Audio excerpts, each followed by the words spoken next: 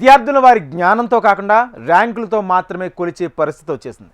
ఒత్తిడి తట్టుకోలేక ప్రాణాలు తీసుకుంటున్నారు. ముఖ్యంగా కోచింగ్ సెంటర్ల కేంద్రమైన రాజస్థాన్లోని కోటాలో విద్యార్థుల ఆత్మహత్యలు పెరుగుతుండడంపై సుప్రీంకోర్టు ఆందోళన వ్యక్తం చేసింది. ఈ ఏడాదిలో ఇంతవరకు 14 మంది చనిపోవడం తీవ్రమైన విషయమని తెలిపింది. కోటాలోనే ఎందుకు విద్యార్థులు చనిపోతున్నారు? ఈ విషయంపై ఎందుకు ఆలోచించడం లేదు? పిల్లల ఆత్మహత్యల నివారణకు రాజస్థాన్ ప్రభుత్వం ఏం చేస్తుందని ప్రశ్నిస్తుంది సుప్రీంకోర్టు. ఇంతకీ కోటాలో ఏం జరుగుతుంది? Watch the story. కోటా రాజస్థాన్లోని మరో అతిపెద్ద నగరం. జాతీయ స్థాయిలో పేరొందిన కోచింగ్ సెంటర్ల కేంద్రం. నీట్, ఐఐటి, జేఈఈ, యూపీఎస్సీ తదితర ప్రవేశ పరీక్షల్లో ఉత్తీర్ణత సాధించి జీవితంలో ఉన్నత శిఖరాలకు ఎదగాలనుకునే విద్యార్థుల తొలి గమ్యస్థానం.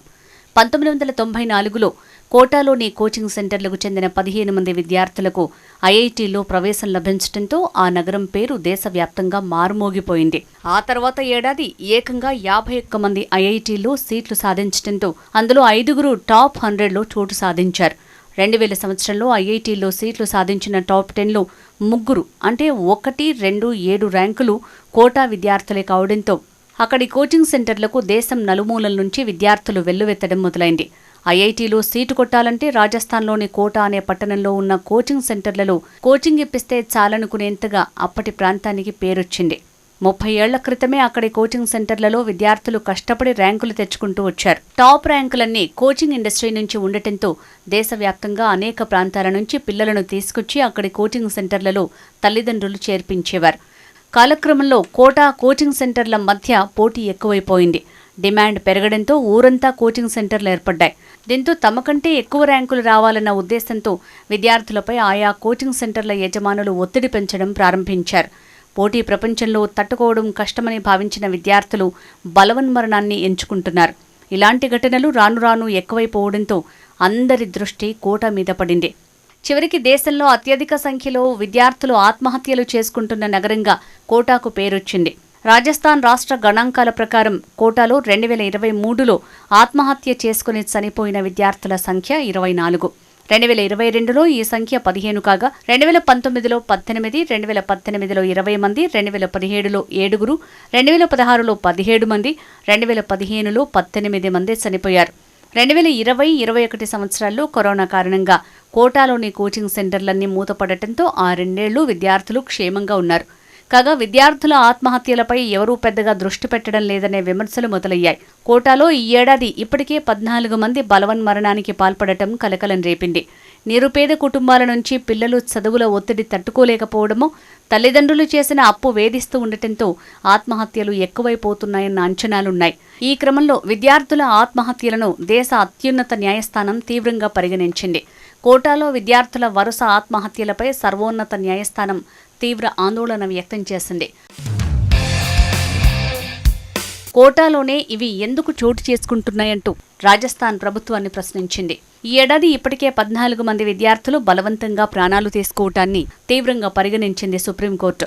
కోటాతో పాటు ఐఐటి ఖరగ్పూర్లకు చెందిన 2 విద్యార్థుల ఆత్మహత్యల కేసులను విచారించిన justice J B Pardiwala, justice R మహదేవన్ల ధర్మాసనం ఎఫ్ఐఆర్ నమోదులో పోలీసుల వైఖరిని తప్పుబట్టింది. ఉన్నత విద్యా సంస్థల్లో విద్యార్థుల వరుస ఆత్మహత్యలకు సంబంధించి మార్చి 24న ఇచ్చిన తీర్పును ప్రస్తావించిన న్యాయస్థానం ఇటువంటి కేసుల్లో ఎఫ్ఐఆర్ త్వరగా నమోదు చేయటం ఎంతో ముఖ్యమని స్పష్టం చేసింది. ఇటీవల కోటాలో నీట్కు సన్నద్ధమవుతున్న విద్యార్థిని ఆత్మహత్య చేసుకోగా పోలీసులు కనీసం ఎఫ్ఐఆర్ నమోదు చేయకపోవటాన్ని ధర్మాసనం తప్పుబట్టింది. గతంలో న్యాయస్థానం ఇచ్చిన తీర్పును ధిక్కరిస్తున్నారని, ఎఫ్ఐఆర్ ఎందుకు నమోదు చేయలేదని నిలదీసింది. సంబంధిత పోలీసు అధికారి విధి నిర్వహణలో విఫలమయ్యారని, కోర్టు ఆదేశాలను ఆయన పాటించలేదని పేర్కొంది. కోటాలోనే విద్యార్థులు ఎందుకు ఆత్మహత్య చేసుకుంటున్నారు, రాష్ట్ర ప్రభుత్వంగా ఏం చేస్తున్నారు అంటూ నిలదీసింది. ఏ విషయంపై ఎందుకు ఆలోచించడం లేదు అని రాజస్థాన్ ప్రభుత్వం తరపు న్యాయవాదిని సుప్రీం ధర్మాసనం ప్రశ్నించింది.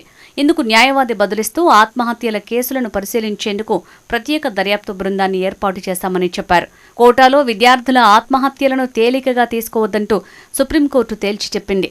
తదుపరి విచారణ జూలై 14కి సుప్రీంకోర్టు వాయిదా వేసింది. మరోవైపు కోచింగ్ సెంటర్ల ఒత్తిళ్ల కారణంగా ఆత్మహత్యలు పెరగడంతో కోటా నగరం పేరుకు మచ్చ ఏర్పడింది. జాతీయ స్థాయిలో పేరొందిన కోచింగ్ దిగ్గజాలతో పాటు చిన్నచితక శిక్షణా కేంద్రాలతో 2.5 దశాబ్దాలుగా కళకళ్లాడుతూ వస్తున్న కోటా నగరం క్రమంగా చిన్నబోతోంది. కోటా విద్యార్థుల ఆత్మహత్యల గురించి విస్తృతంగా ప్రచారం జరగటం, కోచింగ్ సెంటర్లను నియంత్రిస్తూ కేంద్ర సర్కార్ తీసుకొచ్చిన కొత్త మార్గదర్శకాలు, ప్రముఖ కోచింగ్ సెంటర్లు దేశవ్యాప్తంగా తమ శాఖలను విస్తరించటం, ఇలా రకరకాల కారణాల వల్ల కోటాకు వచ్చే విద్యార్థుల సంఖ్య ఈ ఏడాది బాగా తగ్గిపోయింది. గతంలో కోటాకు దాదాపు 1,50,000 నుంచి 2 లక్షల మంది దాకా విద్యార్థులు వివిధ ప్రవేశ పరీక్షలకు సంబంధించిన శిక్షణ నిమిత్తం వస్తుంటారు. కానీ 2 ఏళ్లుగా 85,000 నుంచి 1,00,000 దాకా మాత్రమే ఉన్నట్టు సమాచారం. కోచింగ్ సెంటర్ల వల్ల అక్కడ జరిగే వ్యాపారం గతేడాది 6,500 కోట్ల నుంచి 7,000 కోట్ల దాకా ఉండేది. ఇప్పుడు 3,500 కోట్లకు పడిపోయింది. కోచింగ్ సెంటర్లే కాదు, విద్యార్థుల కోసం నిర్మించిన వేలాది హాస్టళ్లు సైతం తీవ్ర సంక్షోభాన్ని ఎదుర్కొంటున్నాయి. కోటా నగరం మొత్తం మీద ఇలా విద్యార్థుల కోసం నిర్మించిన హాస్టళ్లు 4,500 దాకా ఉంటాయని అంచనా.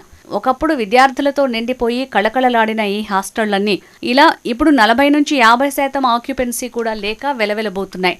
ఈ కోచింగ్ సెంటర్లపై ఆధారపడి జీవనం సాగించే జిరాక్స్ సెంటర్లు, స్టేషనరీ దుకాణాల వాళ్ళు, ఆటో డ్రైవర్లు, హోటళ్లు, మెస్ల యజమానులు, వాటిలో పనిచేసే సిబ్బందిపై ప్రభావం చూపుతోంది.